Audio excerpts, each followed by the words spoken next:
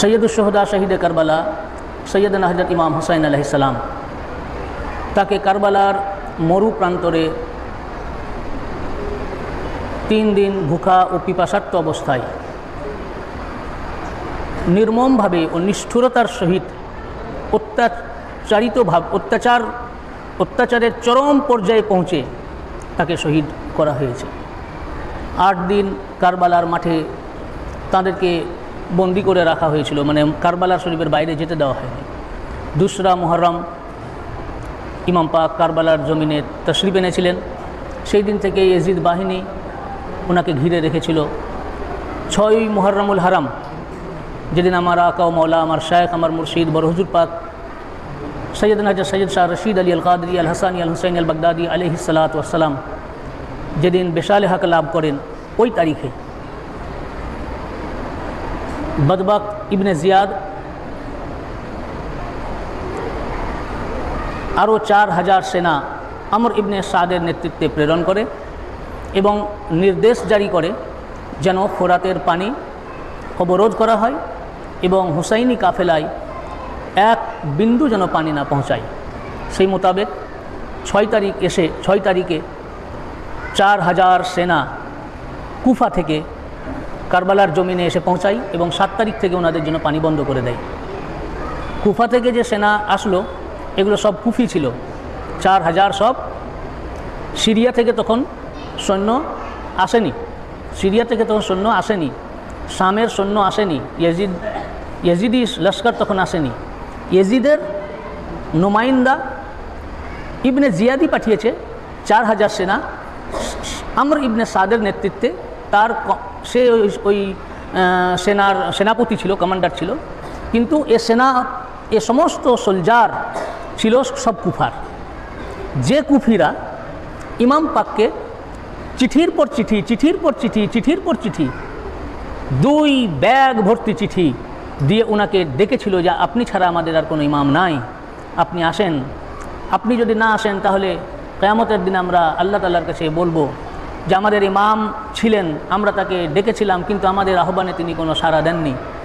আমাদের উপযুক্ত ইমাম ছিলেন, আমরা বলেছিলাম যে উনি আসলে আমরা ওনার হাতে বায়াত হব, মুর্দা ইসলামকে উনি জিন্দা করবেন এবং ওনার কাছ থেকে আমরা পানাহ পাব, কিন্তু উনি আসেননি বিধায় আমাদেরকে অত্যাচারিত শাসক ইয়াজিদের হাতে বায়াত হতে হয়েছে।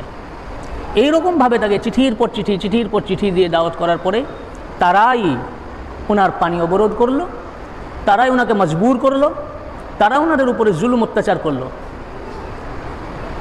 পরবর্তীতে সিরিয়া থেকে আরও 18,000 সেনা ইয়াজিদ প্রেরণ করে। 4000 আগে থেকে ছিল, 17,000 প্রেরণ করেছে, 18,000 নয়।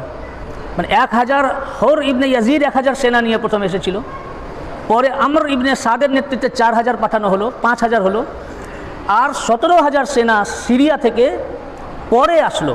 প্রথমে কুফিরা ওনাকে বন্দি করলো কারবালার মধ্যে, পানি অবরোধ করলো কুফি। এই কুফিরা স্বামীদের সাথে ষড়যন্ত্রমূলকভাবে হাতে হাত মিলিয়ে ইমাম পাককে শহীদ করতে সাহায্য করলো। কুফিরা যদি হাত না মিলাতো স্বামীদের ক্ষমতা ছিল না।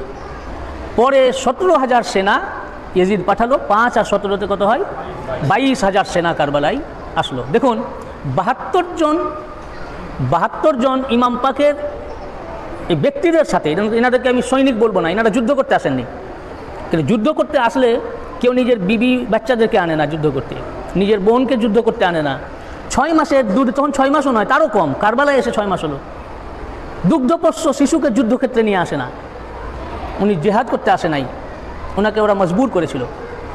তো তাদের সাথে মোকাবেলা করার জন্য মাত্র 72 জন, গুনে 72 জনের সাথে মোকাবেলা করার জন্য প্রথম 1000 সেনা পাঠায়, তারপর আবার আরও 5,000 সেনা পাঠানোর পরেও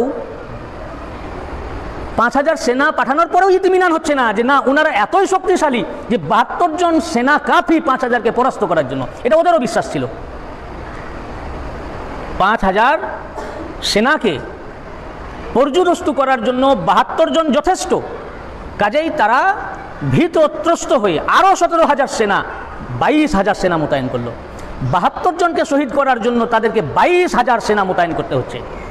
তার মানে তারাও জানতো এই এই হস্তি যারা এনারা আছেন এনারা কে। যাই হোক, ওনাকে বিভিন্নভাবে মজবুর করলো, জুলুম করলো, অত্যাচার করলো এবং খুব নির্যাতিতভাবে ওনাকে শহীদ করলো।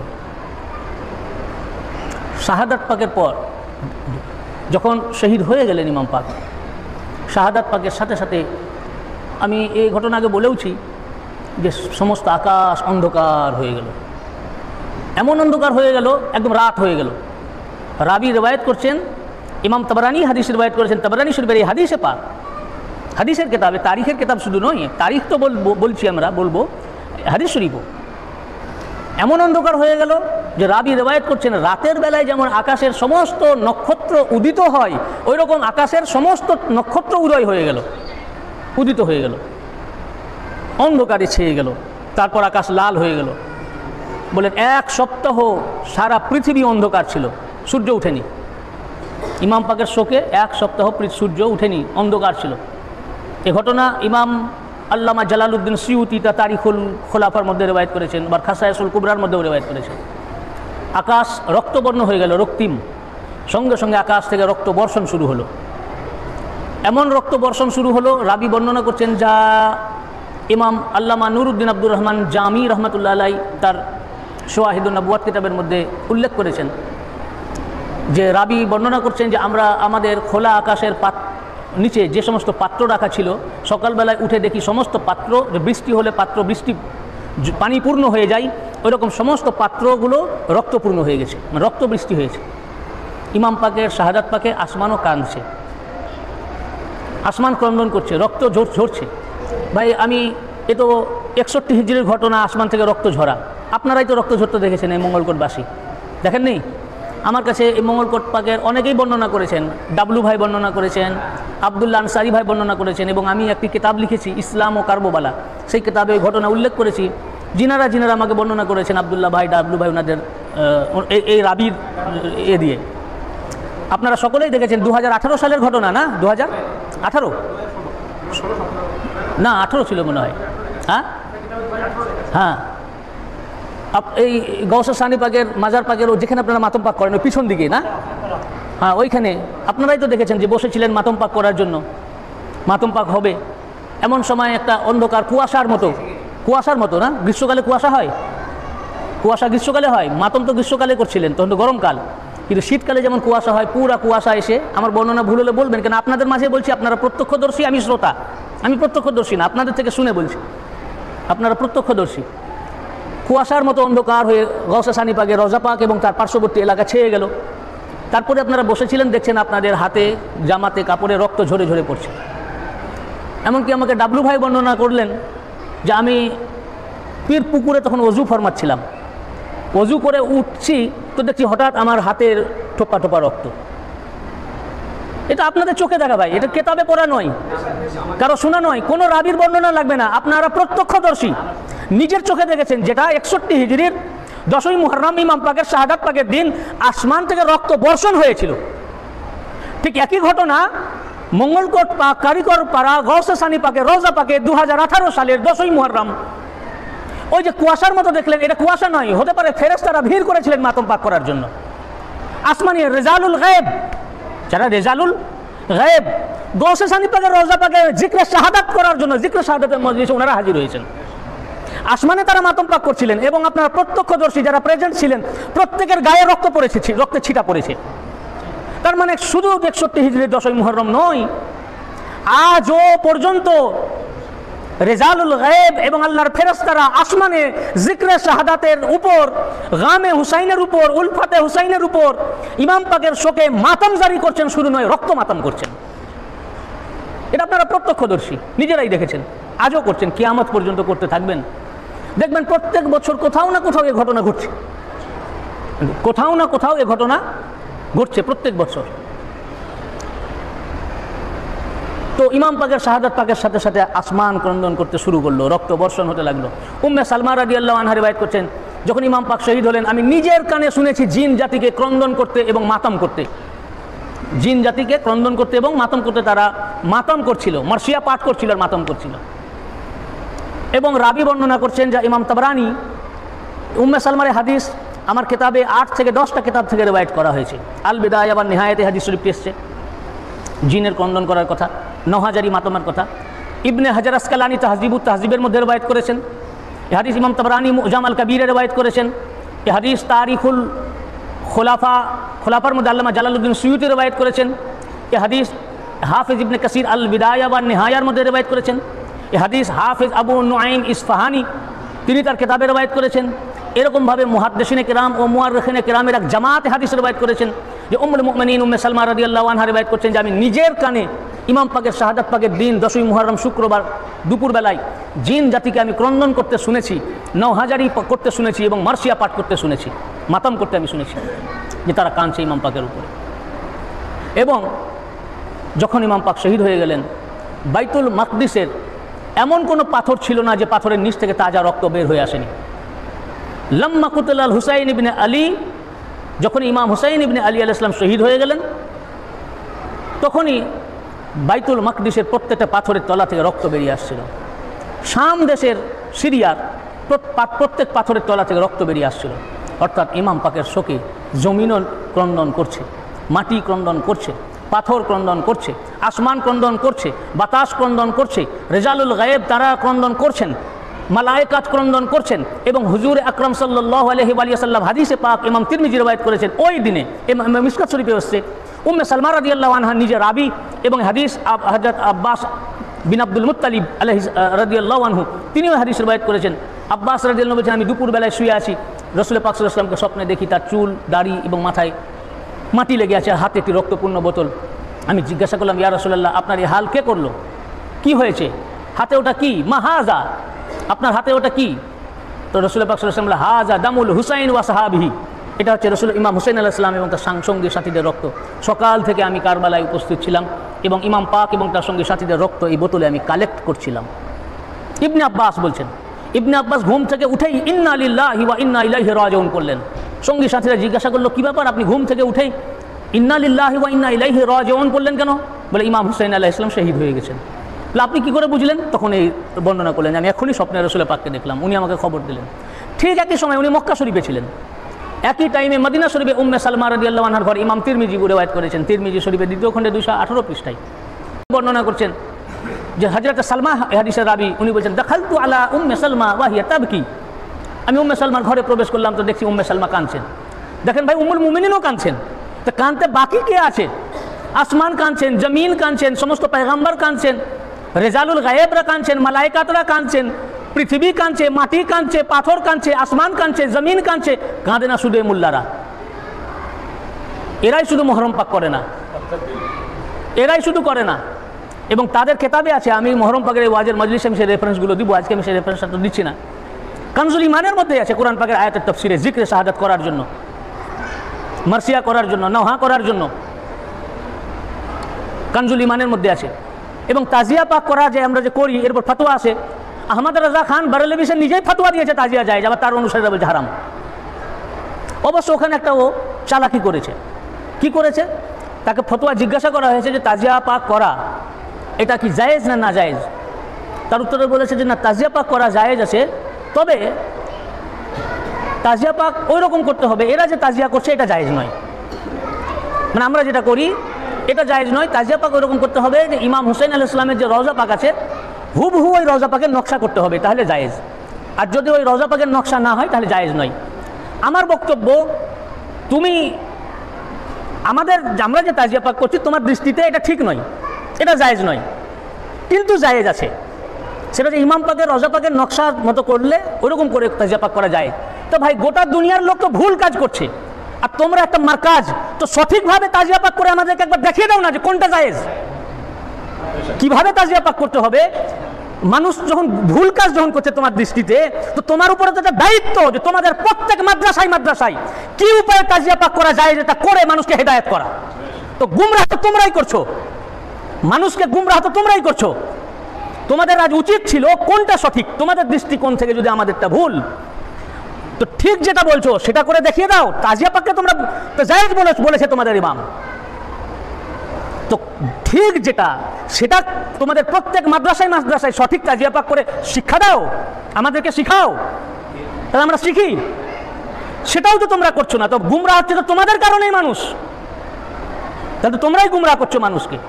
তোমাদের ফতোয়ার কিতাব পড়ে দেখো, তো সকলে কাঁদছে। 1,24,000 পয়গম্বর কারবালার জমিনে উপস্থিত ছিলেন এবং উম্মে সালমা রাদিয়াল্লাহু আনহা, হযরত সালমা উম্মুল মুমিনিন, তিনিও কাঁদছেন।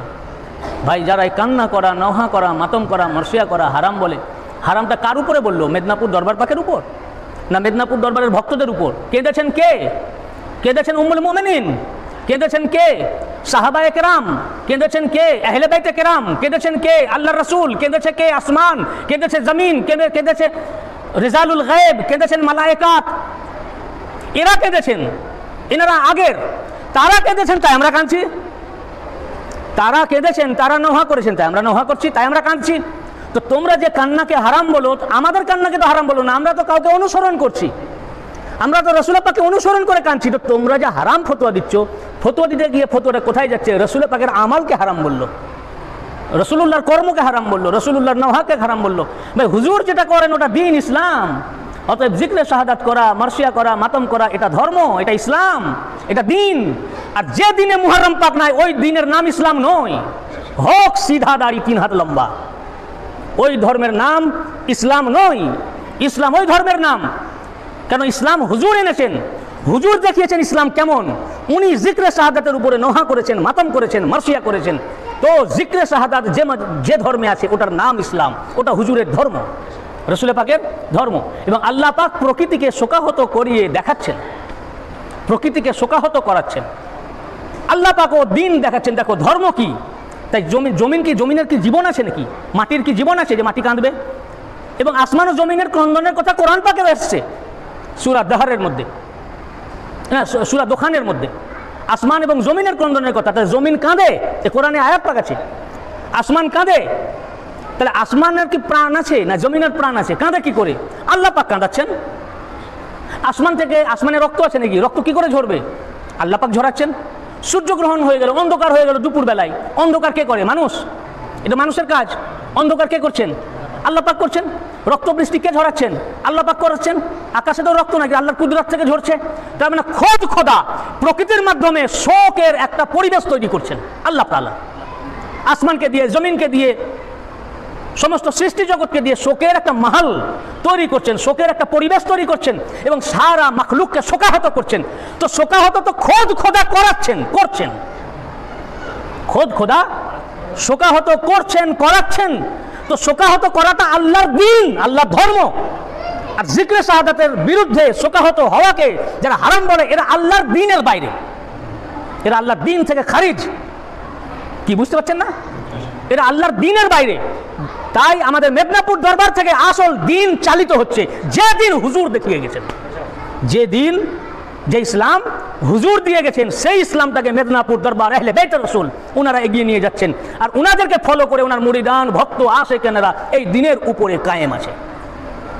এটা ধর্ম। অতএব যারা মুহররম পাকের বিরোধিতা করে, এরা আল্লাহর দ্বীনের বিরোধিতা এবং আল্লাহ তাআলার সাথে টক্কর দিচ্ছে। টক্কর কার সাথে দিচ্ছে? আল্লাহর পাকের সাথে। আল্লাহ পাক জমিনকে কাঁদাচ্ছেন, আল্লাহ পাক আসমান থেকে রক্ত বর্ষণ করাচ্ছেন। তা আল্লাহ হারাম কাজ করছেন, নাউযুবিল্লাহ, আস্তাগফিরুল্লাহ। তা আল্লাহ পাক শিক্ষা দিচ্ছেন আমাদেরকে যে শোকাহত হও তোমরা, আশরাফুল মাখলুকাত, মানুষ আশরাফুল মাখলুকাত। তোমাদেরকে ইলম দেওয়া হয়েছে। দেখো, যাদের মধ্যে ইলম নাই, প্রাণ নাই, জান নাই, ইলম নাই, কিছুই নাই, আমি খোদা তাদের তরফ থেকে রক্ত বর্ষণ করছি, মাটি থেকে রক্ত বার করছি, সূর্য গ্রহণ করে অন্ধকার করে দিয়েছি। তার মানে শিখো, আমার এ থেকে হেদায়েত নাও জিক্রে শাহাদাতের উপর। ইমাম পাকের মুসিবতকে ইয়াদ করে তোমরাও গাম মানাও, শোক মানাও, মারসিয়া করো, মাতম করো, হাই হুসাইন করো। আর তোমরা যারা করছো না, তারা না আমার হুকুমের পাবন্দি করতেছো, না রাসূলুল্লাহর হুকুমের পাবন্দি করতেছো। এরা রাসূলুল্লাহর খেলাফ, আল্লাহ তাআলার খেলাফ। শাহাদাত পাকের সাথে সাথে এইরকম দৃশ্য হলো এবং 6 মাস পর্যন্ত আসমানের কিনারা লাল ছিল। আসমানের পূর্ব এবং পশ্চিম কিনারা সব সময়তেই লাল থাকতো, দিনে এবং রাতে। কিন্তু 6 মাস পর আস্তে আস্তে সেটা বন্ধ হয়ে গেল। কিন্তু সূর্য উদয় এবং সূর্য অস্ত যাওয়ার সময় এখনও আকাশের কিনারা লাল হয়, যেটা ইমাম পাকের শাহাদাত পাকের আগে সূর্য ডুবার সময় এবং সূর্য উঠার সময় কিনারা লাল হতো না। এখনও পর্যন্ত আল্লাহ পাক এই জিক্রে শাহাদাতের ইয়াদগার রেখে দিয়েছেন। তারিখুল খোলাফার মধ্যে আল্লামা সুয়ুতি রিওয়ায়াত করেছেন। এবং তারা নক্ষত্র যত আছে তারা একে অপরের সাথে টক্কর লেগে, তারা ধাক্কা লেগে, তার মানে যেন একটা নক্ষত্র আর একটা নক্ষত্র মিলে মাতম পাক করতেছে এবং টক্কর লেগে তারা টুকরা টুকরো হয়ে জমিনে পড়তেছিল। তারিখুল খোলাফার মধ্যে আল্লামা সুয়ুতি রিওয়ায়াত করেছেন। এরকম ঘটেছে। শাহাদাত পাকের পর এসব কাণ্ড তো এগুলো আল্লাহ পাকের তরফ থেকে হলো। আর ওরা কি করলো? শুধু শহীদ করলো না, শহীদ করেই তারা ক্ষান্ত হলো না। কারোর প্রতি যদি কারো রাগ থাকে, আপনি নিজেকে দিয়ে এই বিচার চিন্তা করুন।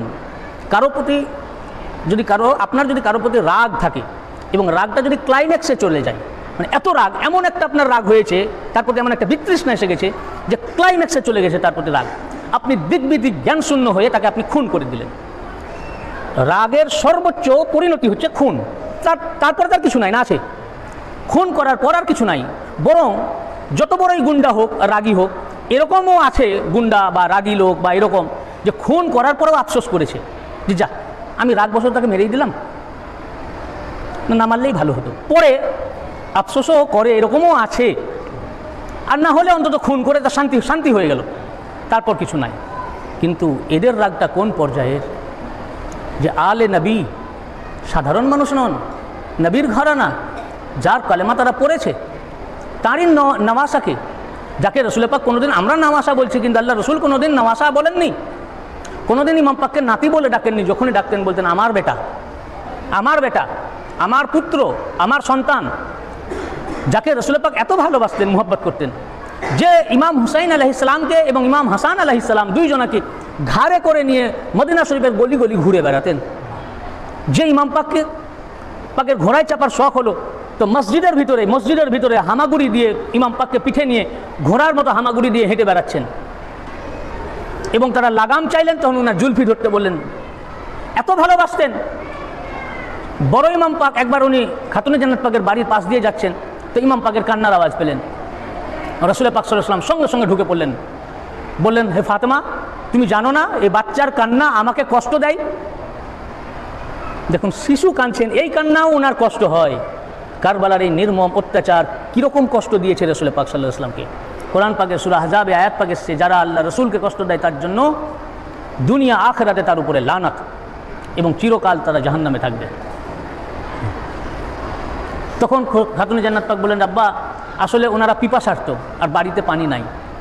সঙ্গে সঙ্গে ওনার সাথী যারা ছিলেন তাদেরকে জিজ্ঞাসা করেন, তোমাদের কারো কাছে পানি আছে? সকলে বললো, হুজুর পানি নাই, কারো কাছে পানি ছিল না। সঙ্গে সঙ্গে পর্দার আড়াল থেকে বললেন যে শাহজাদাদেরকে দাও। রাসূল পাক বড় শাহজাদাকে নিলেন, কোলে নিয়ে পানি আনতে যাওয়ার আর সময় নাই, পিপাসার্থ হুজুর বেচাইন হয়ে গেছেন। আমরা হলে কী করবো? তাড়াতাড়ি যেখানে পানি আছে বা যেখানে টিউবওয়েল, তখনকার যুগে কুয়া বা যা ছিল, সেখান থেকে গিয়ে পানি বা কাউকে পাঠিয়ে দিবেন কোনো খাদেমকে, যে তাড়াতাড়ি পানি আনো, আমার নওয়াসা বা আমার বেটা পিপাসার্থ। সেটাও টাইম নাই। সঙ্গে সঙ্গে বড় ইমাম পাককে কোলে নিলেন, বললেন, বাবা হাঁ করো। তার মুখের মধ্যে জিহ্বা ভরে দিলেন। ইমাম পাক জিহ্বা চুষে তৃষ্ণা নিবারণ করলেন। যখন জিহ্বা চুষলেন, পুরা তৃষ্ণা চলে গেল, পিপাসা মিটে গেল।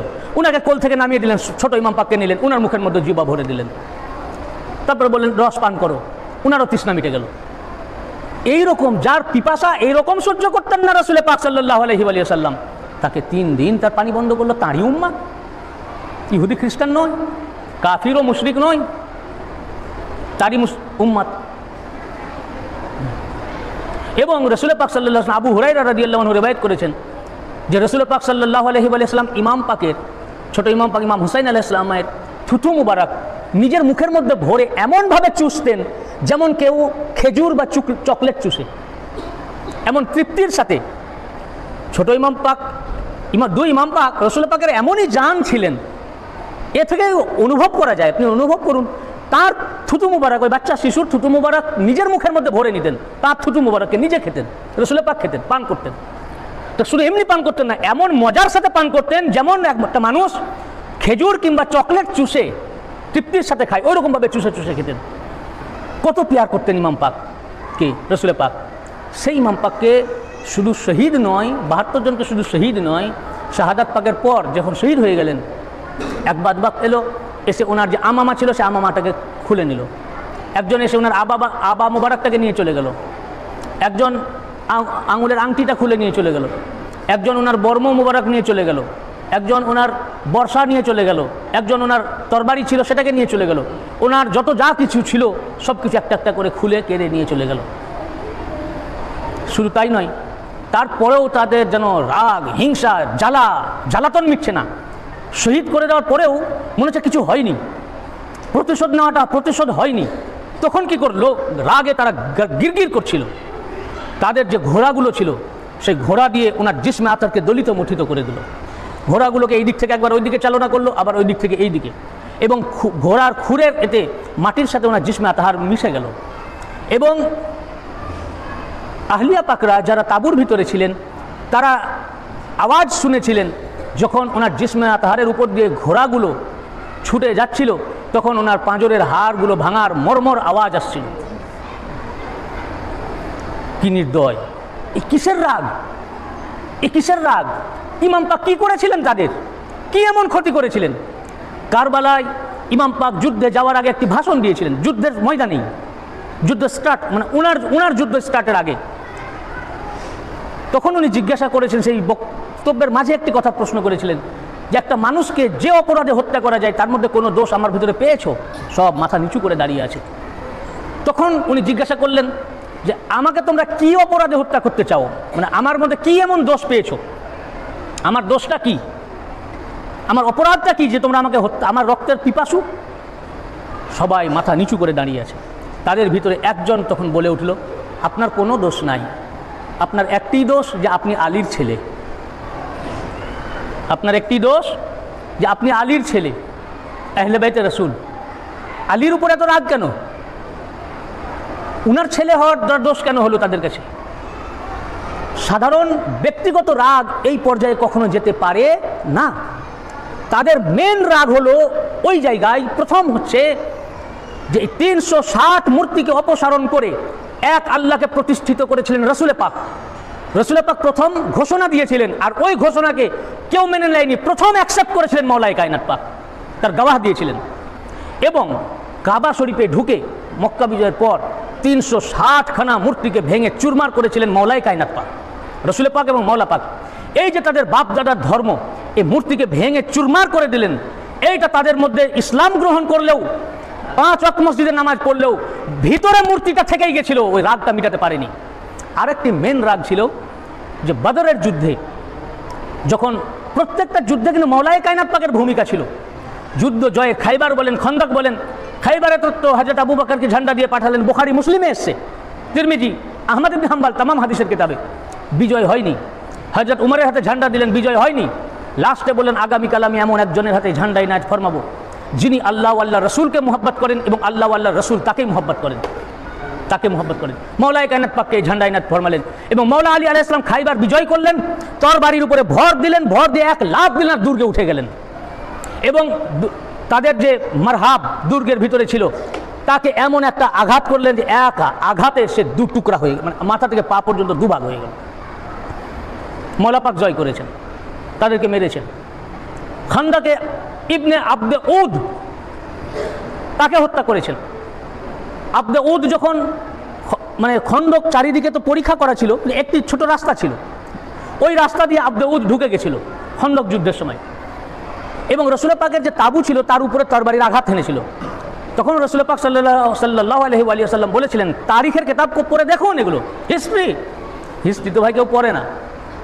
তখন রসুল পাক সাল্লাল্লাহু আলাইহি ওয়া সাল্লাম বললেন যে কে আছে যে এই কুত্তার উপরে হামলা করতে পারবে? আল্লাহ রসুলের জবান পাক দিয়ে কখনো এই ধরনের কথা বার হয় না, উনি কখনো কাউকে এইভাবে কুত্তা বলেননি, কিন্তু আব্দে উদের জন্য এই শব্দ ব্যবহার করেছিলেন, এ কুত্তাকে। সব সাহাবী খামোশ। তাদের ভিতরে তারা কি বললো, হুজুর সে খুবই শক্তিশালী, সে 2 হাতে উটের 2 বাচ্চাকে বগলের মধ্যে ধরে এইভাবে মেরে দেয়, এত পাওয়ারফুল, তার মোকাবেলা করা হুজুর খুবই কঠিন। তো যখন হুজুর বললেন এবং তারাই উত্তর দিল, মওলাই কায়নাত পাক দাঁড়ালেন, হুজুর আমাকে হুকুম করেন, আমি তার মোকাবেলা করব। রসুল পাক বললেন তুমি বসো, ওনাকে বললেন তুমি বসো। দ্বিতীয়বার হুজুর বললেন যে তোমাদের মধ্যে কে আছে যে এই কুত্তার উপরে হামলা করবে? সবাই খামোশ, কেউ সাহস করলো না, সব পিছিয়ে আসলো। আর বলল কি, হুজুর তার মোকাবেলা করা খুব কঠিন, সে এত বড় পালোয়ান, বাহাদুর, বীর, যে উঁট তো দেখেছেন না, উঁট তো বিশাল বড় হয়, দুটো বাচ্চাকে বগলের মধ্যে ধরে মেরে দেয়, এরকম একবার মুহূর্তের মধ্যে, এত শক্তিশালী। মওলা কায়নাত পাক দ্বিতীয়বার উঠে দাঁড়ালেন, বললেন হুজুর ইজাজত দেন, আমি তার সাথে মোকাবিলা করব। হুজুর বললেন বসো, তুমি বসো। তৃতীয়বার আবার বললেন কে আছো এই কুত্তার উপরে হামলা করবে, আব্দে উদ। কিন্তু কেউ এগিয়ে এলো না, সব পিছিয়ে গেল, সব বড় বড় রথী মহারথী সব পিছিয়ে গেলেন। মওলা পাক তৃতীয়বার উঠলেন, তখন হুজুর ইজাজত দিলেন, যাও। তো তিনবার মওলা পাককে বসিয়েছেন, চতুর্থবার ইজাজত দিলেন। তিনবার বসালেন কেন? তার মানে যাতে কেউ বলতে না পারে যে হুজুর বলেছেন আর মওলা কায়নাত পাক দাঁড়িয়ে গেছিলেন, তো আমরা সুযোগ পাইনি, না তো আমরাও মোকাবিলা করতাম।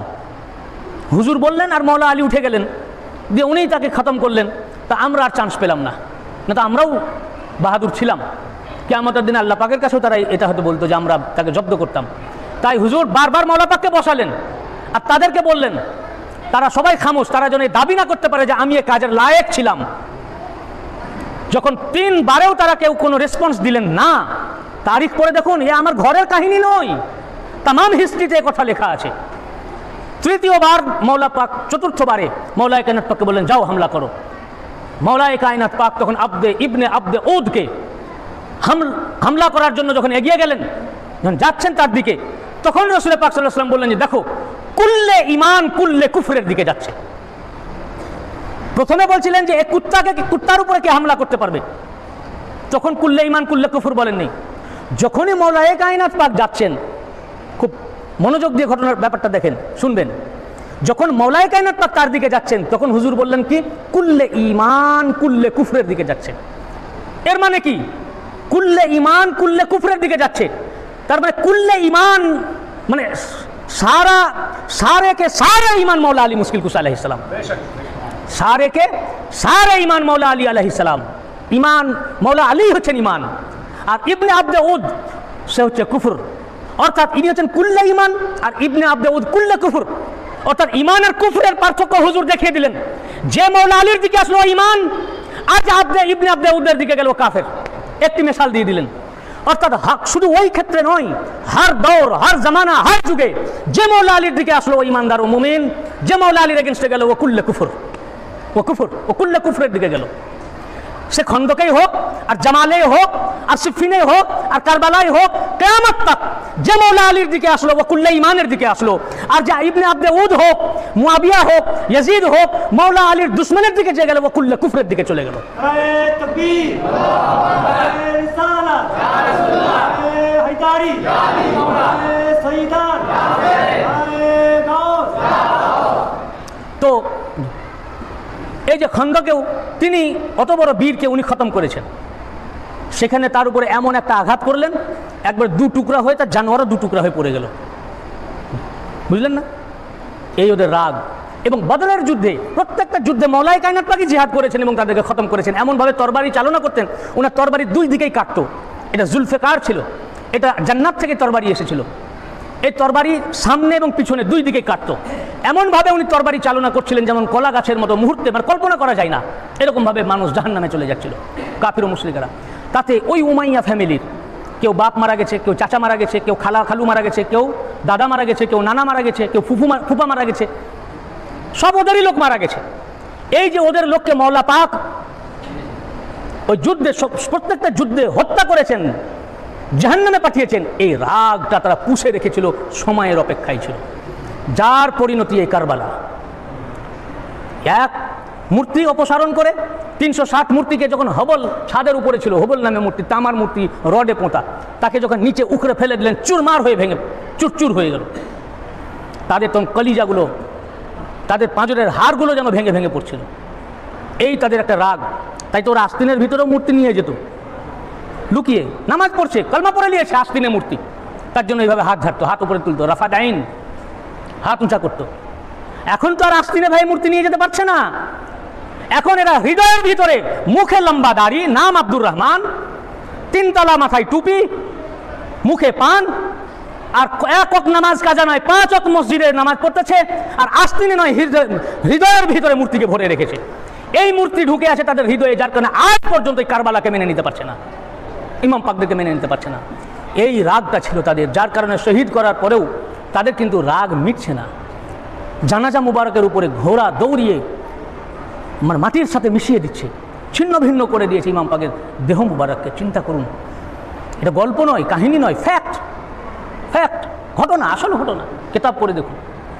তারপরেও ক্ষান্ত হয়নি। এরপর কি করলো, ওনাদের তাবু পাকের উপরে হামলা করলো, তাবু থেকে তাদের সমস্ত কিছু লুট করে নিল, যা ছিল সব, বোরকা টোরকা সব লুট করে নিল, চাদর লুট করে নিল।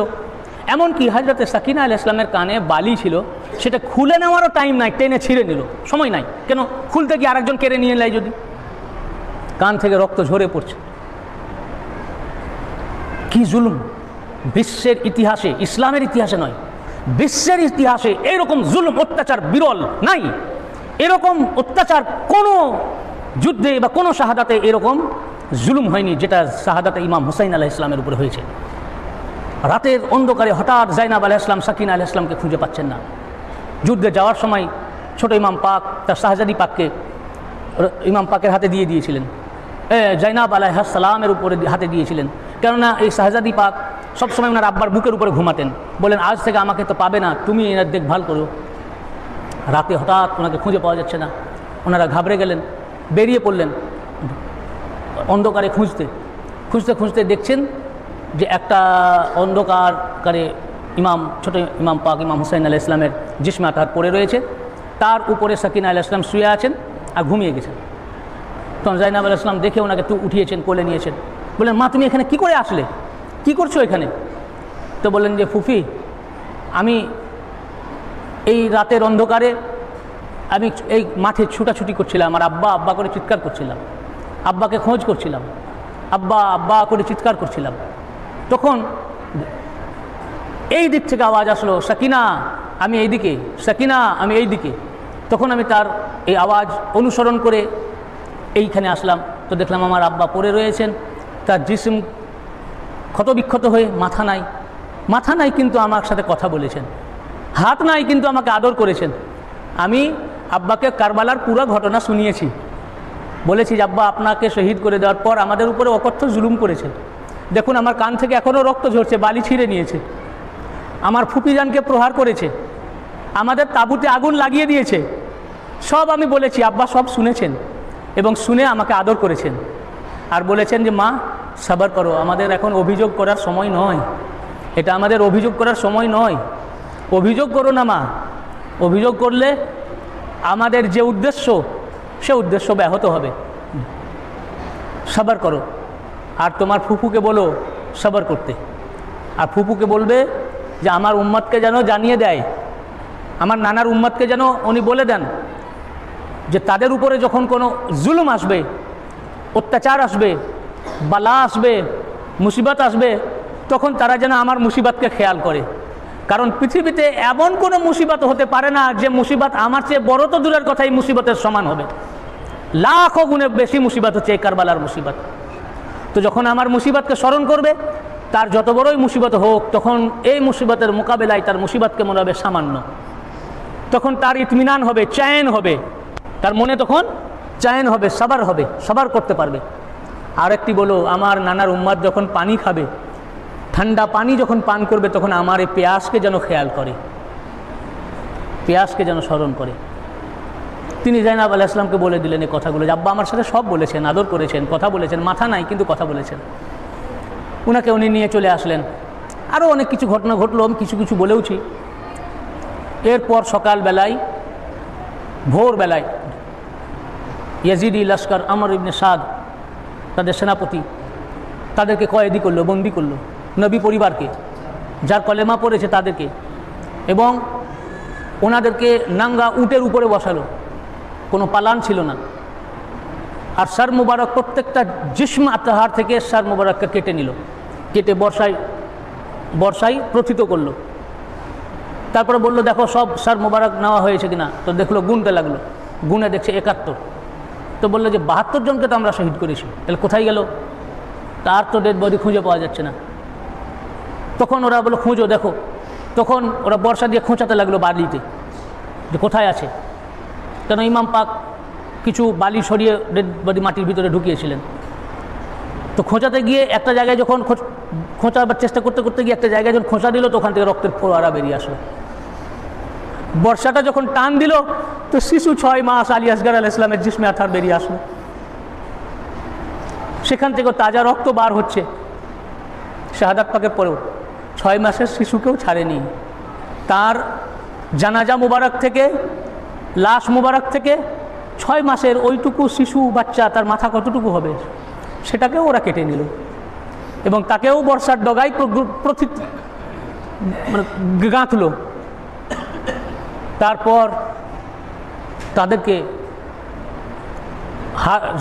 জাইনুল আবেদিন আলাইহিস সালাম ওনার হাত পা এবং মহিলাদেরকে, আহলে বাইত পাকের যত মহিলা, তাদের হাতকে পিছনের দিকে এইভাবে করে হাতকে বাঁধলো, এবং জাইনুল আবেদিন আলাইহিস সালামের হাত পিছনে বাঁধলো এবং গলায় এবং পায়ে জিঞ্জির পরিয়ে দিল। উনি অসুস্থ ছিলেন, ওই অবস্থায় ঘোড়ার আগে আগে ওনাকে হাঁটিয়ে হাঁটিয়ে নিয়ে যেতে লাগলো। যখন কারবালা শরীফে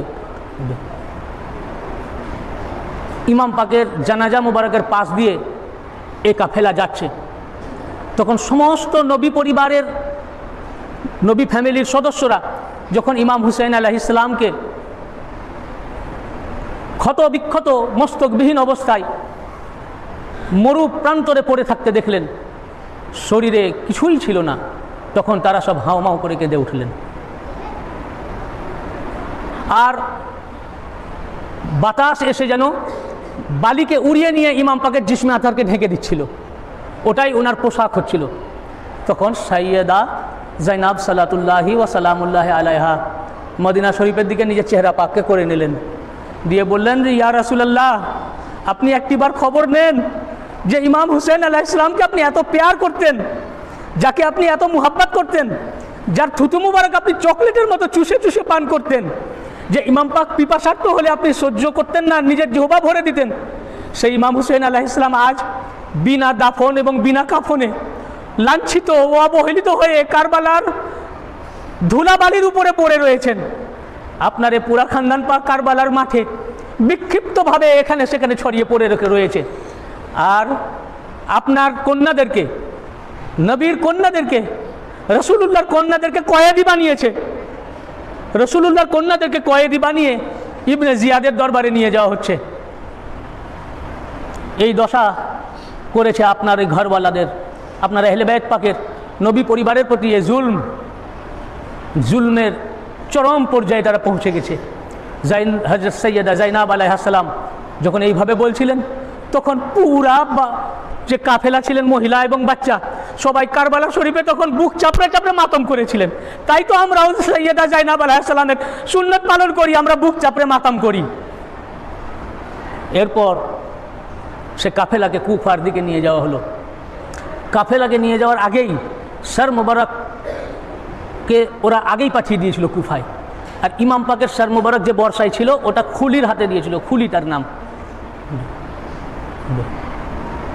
যখন কুফাতে প্রবেশ করলো তখন অন্ধকার, রাত্রি। তখন দেখলো যে রাজ দরবারের, রাজভবনের গেট বন্ধ হয়ে আছে, ভিতরে প্রবেশ করতে পারলো না। অগত্যা সে নিজের বাড়ি আসলো, বাড়িতে এসে তার বিবিকে উঠালো এবং ওই সর মুবারক একটা পাত্রে রাখলো, রেখে তার বিবি, আগে সর মুবারকটা রেখে তার বিবিকে উঠালো, উঠিয়ে বলল যে আমি তোমার জন্য একটি উপহার নিয়ে এসেছি। তো বললো যে কি উপহার? তো বললো যে ইমাম হুসাইন আলাইহিস সালামের মাথা।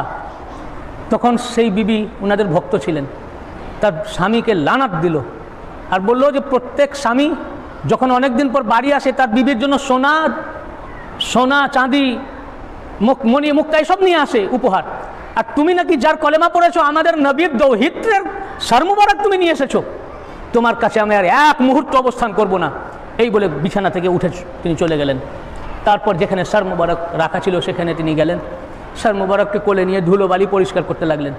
তারপর হঠাৎ দেখছেন সেই সর মুবারক থেকে কারামাতে পাক হাফিজ ইবনে কাসির আল বিদায়া ওয়া নিহায়ার মধ্যে এবং আব্দুল আজিজ মুহাদ্দিস দেহলভী তাসসিরুশ শাহাদাতাইন কিতাবের মধ্যে বর্ণনা করেছেন যে সর মুবারক থেকে একটি নূরের স্তম্ভ আসমানের দিকে চলে যাচ্ছে, একটা নূরের শিখা বেরিয়ে আসমানের দিকে, আর সাদা রঙের একটি পাখি ওই সর মুবারককে তাওয়াফ করছে।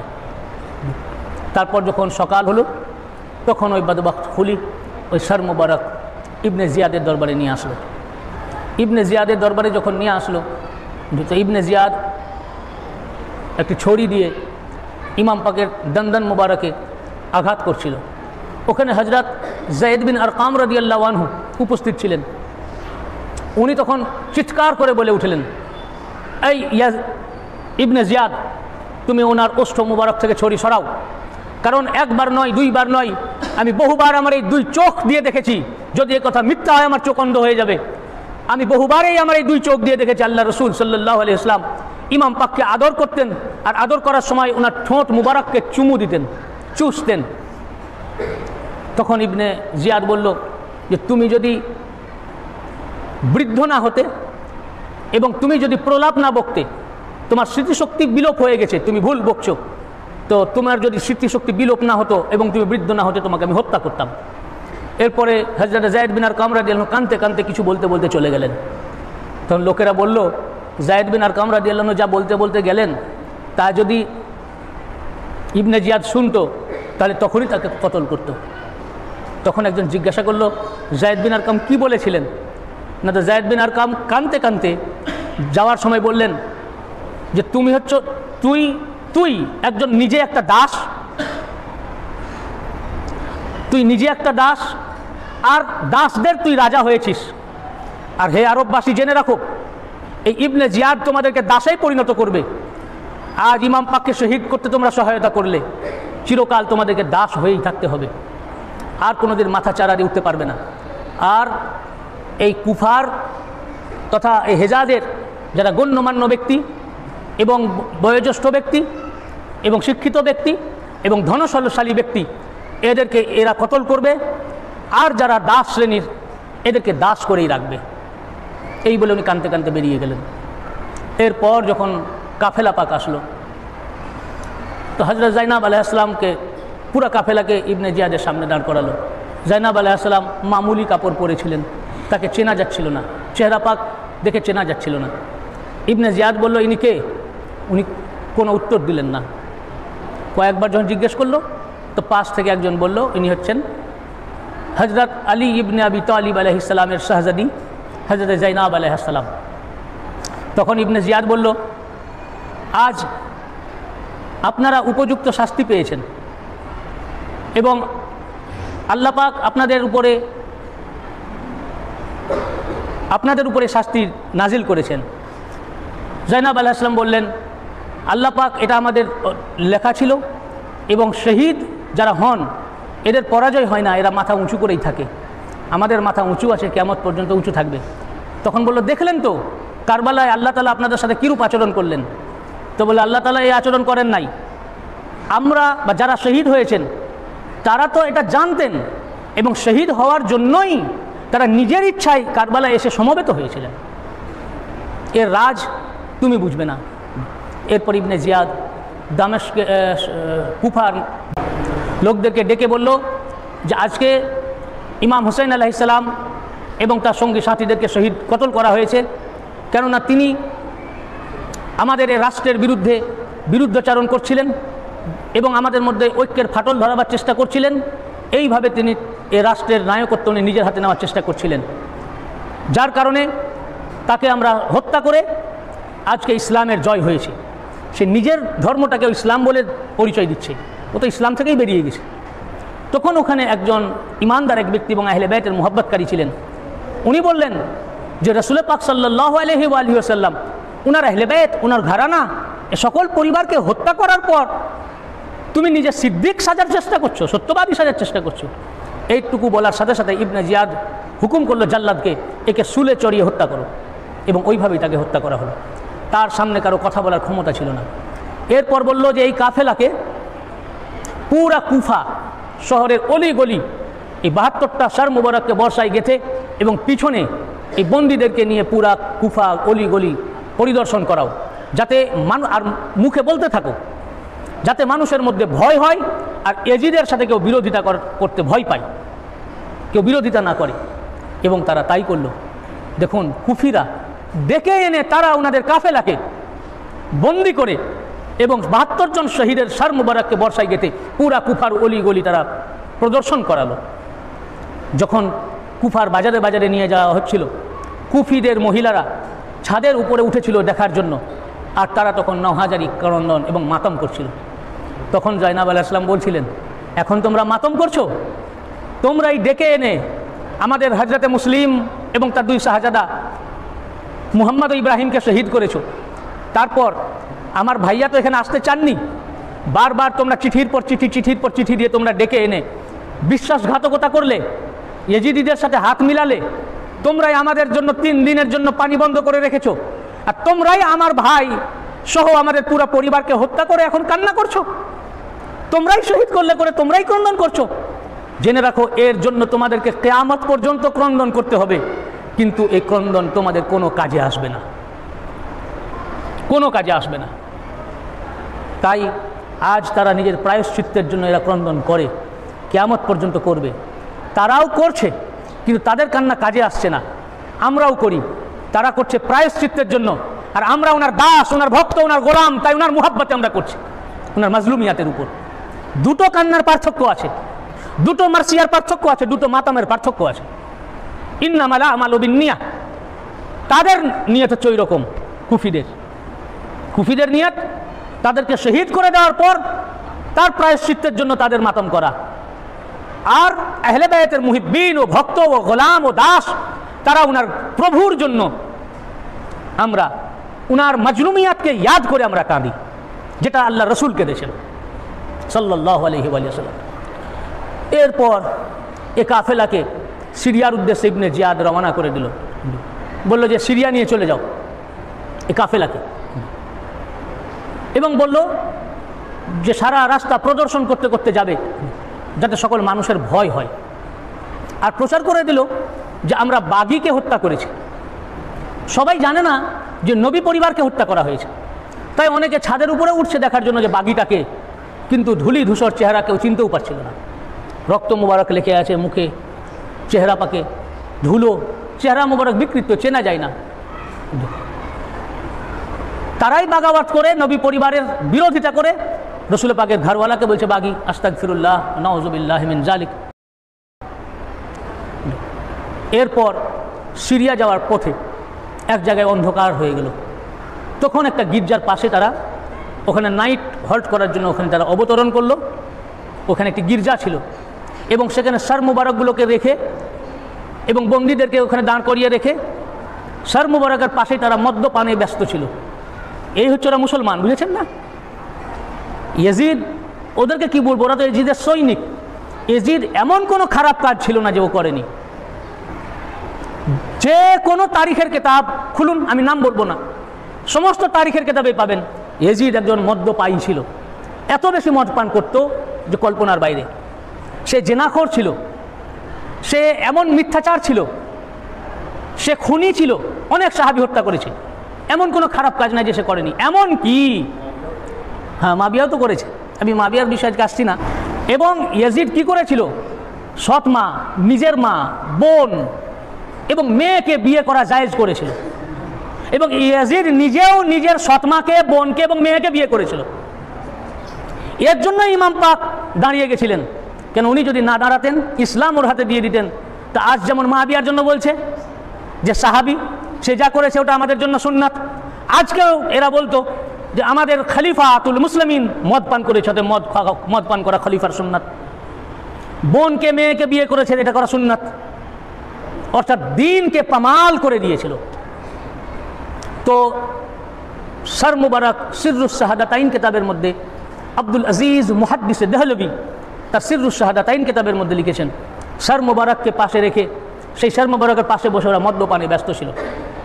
তখন ওই গির্জার যিনি পাদরি ছিলেন উনি লক্ষ্য করলেন যে এইরকম নির্মমভাবে শহীদ করেছেন, মানে লক্ষণ দেখে বোঝা যায়। যেমন ইমাম পাককে যে অস্ত্র দিয়ে শহীদ করেছিল ওটা ধারালো অস্ত্র ছিল না, ধারালো অস্ত্র দিয়ে শহীদ করেনি। ধারালো অস্ত্র দিয়ে যদি হত্যা করা হয় তাতে যে না কষ্ট হবে, ভোঁতা অস্ত্র দিয়ে হত্যা করলে তাতে কষ্ট বেশি হবে। এই জন্য হুকুম আছে, আমরা যখন কোরবানি করি পশু, তো হুকুম আছে যখন জবে করবে গরু বা খাসি বা ছাগল, হুকুম আছে ওটা অস্ত্রটাকে আগে ভালো করে ধার করে লাও, যেন তাকলিফ পশুর কম হয়। কিন্তু ইমাম পাকের যাতে তাকলিফ বেশি হয় এই জন্য ওরা ভোঁতা অস্ত্র দিয়ে ওনাকে শহীদ করেছিল, এবং এমনই ভোঁতা যে এরকমভাবে কাটেনি, ওটা খাঁজ খাঁজ খাঁজ খাঁজ হয়ে গেছিল। যখন ওনার সর মুবারককে বিচ্ছিন্ন করেছিল তো সর মুবারকে ও গোশতগুলো খাঁজ খাঁজ খাঁজ খাঁজ হয়েছিল। এই দেখে তারা বুঝেছিল যে এনাকে ভোঁতা অস্ত্র দিয়ে কতল করা হয়েছে এবং খুব কষ্ট দিয়ে শহীদ করা হয়েছে। এবং তাদের চেহারা মুবারক এবং পরিবারের ফ্যামিলিদের চেহারা দেখে বুঝলেন সেই পাদ্রী যে এরা খুব সম্ভ্রান্ত পরিবারের, তাদের চেহারা মুবারকে তো সম্ভ্রান্তের ছাপ আছে, দেখলেই বুঝতে পারবে যতই ধূসর চেহারা হোক। তখন পাদ্রী এসে জিজ্ঞাসা করলো যে তোমরা যাকে হত্যা করেছো ইনি কে? তখন বললো ইনি হচ্ছেন আমাদের নবী মুহাম্মদ মুস্তাফা সাল্লাল্লাহু আলাইহি ওয়া সাল্লামের নাতি ইমাম হুসাইন, আর এনারা হচ্ছেন তার সব পরিবার যত কয়েদি, আর এই 72 এনারা ওই পরিবারের এবং তার সঙ্গী সাথী। তখন উনার শরীরে শিহরণ জেগে উঠল, উনি কেঁপে উঠলেন। পাদ্রী বলেন ধিক তোমাদের ধর্মের উপরে, তোমার ইসলামের উপরে, তোমরা যার কলেমা পাঠ করেছো তাঁরই কলেমা পড়ে তাঁরই নওয়াসা এবং তার সমস্ত পরিবারকে হত্যা করেছো এবং কিছু পরিবারকে তোমরা কয়েদি বানিয়েছো। দেখুন সে মুসলমান নয়, সে ইহুদি, তার হৃদয় কেঁপে উঠলো, কলেমা পাঠ করে এ মুসলমানের হৃদয় কাঁপলো না ওনাদেরকে শহীদ করতে। কারবালায় যে ওনাদেরকে শহীদ করেছে এরা না হিন্দু ভাই, না খ্রিস্টান, না ইহুদি, না নাসারা, এরা সব মুসলমান। তারপর বলল সেই পাদ্রী, উনি বললেন যে ইমাম হুসাইন আলাইহিস সালামের সর মুবারক এক রাতের জন্য আমাকে দিবে, রাতের পরে আবার ফেরত দিয়ে দিব, এর বিনিময়ে তোমাদেরকে 10,000 দিরহাম আমি দেব। ওরা তো দুনিয়া পূজারি ছিল, দেখলো 10,000 দিরহাম পাওয়া যাবে, রাজি হয়ে গেল। উনি সে সর মুবারক নিয়ে একটি কক্ষের মধ্যে খুব ভালো করে যত্ন করে রাখলেন। আর আহলিয়া পাকদের জন্য জাইনুল আবেদিন আলাইহিস সালাম থেকে শুরু করে জাইনাব আলাইহিস সালাম, সাকিনা আলাইহিস সালামের পুরা খানদান পাকের জন্য ওনার পুরা বাড়িকে খালি করে দিলেন। ওনার ঘরের ফ্যামিলিকে বা অন্যদিকে সরিয়ে পুরা ঘরকে খালি করে দিয়ে সেই ঘরে ওনাদেরকে রাখলেন।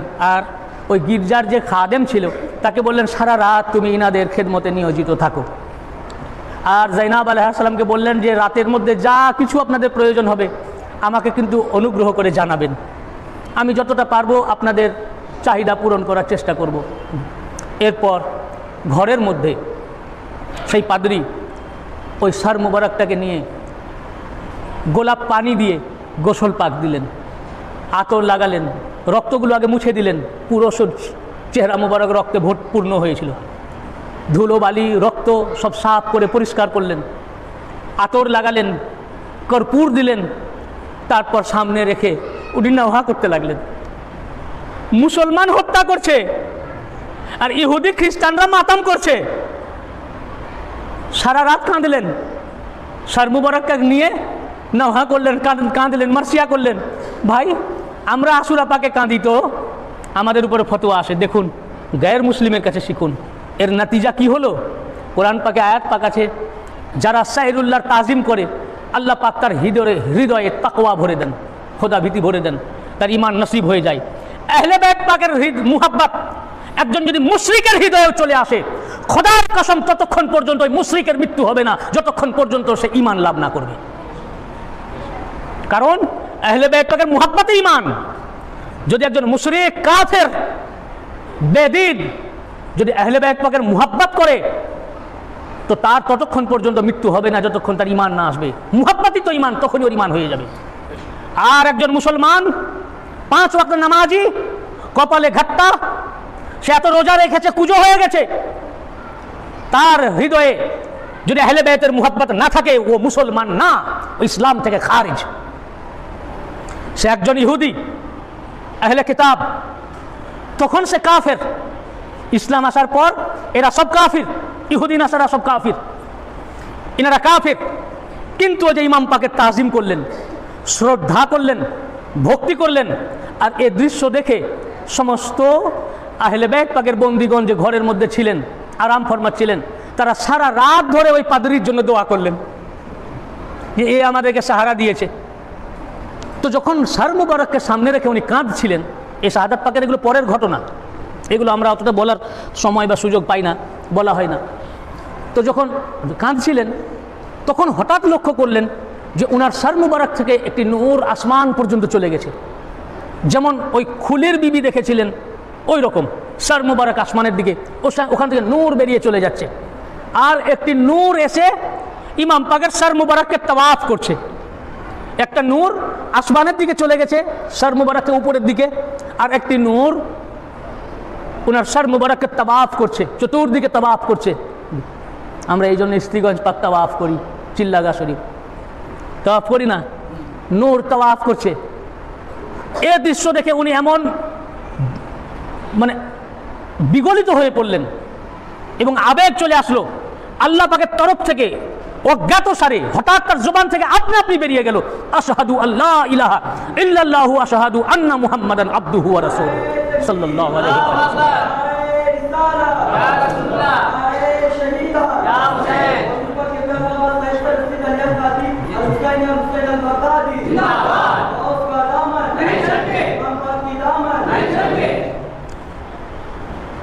কালেমা পাঠ হয়ে গেল, কারণ ইমান তো এসে গেছে, কালেমা পড়ার আগেই ইমান এসে গেছে, বা জাহের কালেমা পড়া হচ্ছে শরীয়ত, আল্লাহ পাক ওটাও বার করিয়ে নিলেন।